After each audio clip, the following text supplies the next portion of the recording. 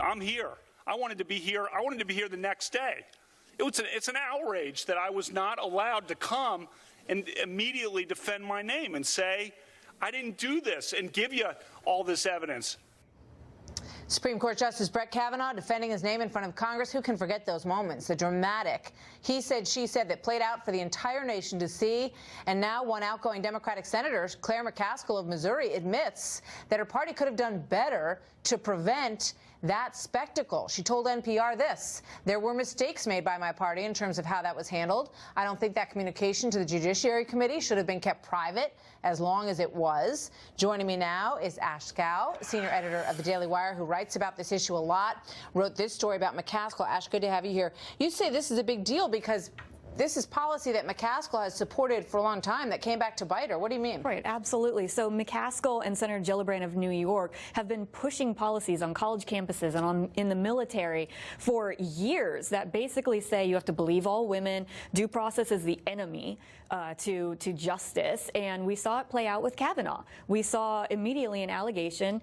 Christine Blasey Ford was immediately called a victim. We couldn't question her story, even though nobody could corroborate it. There was no evidence to back it up. It was from 36 years ago. And yet Kavanaugh had his name dragged through the mud. And McCaskill's now blaming Democrats for that when it was her policies that led them to do that. That's absurd. So that policy, which you mentioned, it was an Obama Civil Rights Office policy, which basically instituted all of these sort of little courts that were by professors across campuses. Is that changing? Did that experience change anything in this country, do you think?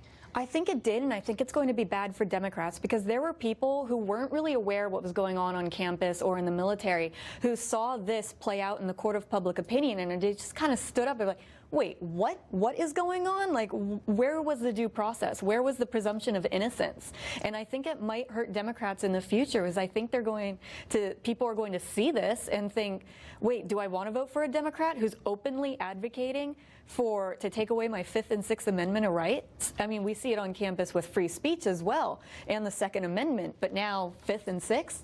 So what do you think the ultimate impact is, and why? You say that you think it will be worse for Democrats because of this, but really, I mean, everybody needs to kind of wake up to how the process plays out in these cases.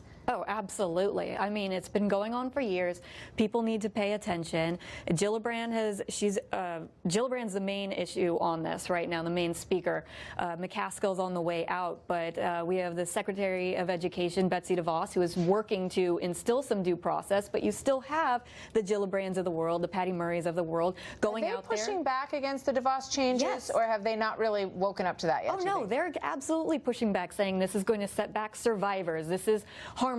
This is, going to keep people from coming forward. I'm sorry, it's providing due process rights to people who are accused of a heinous crime.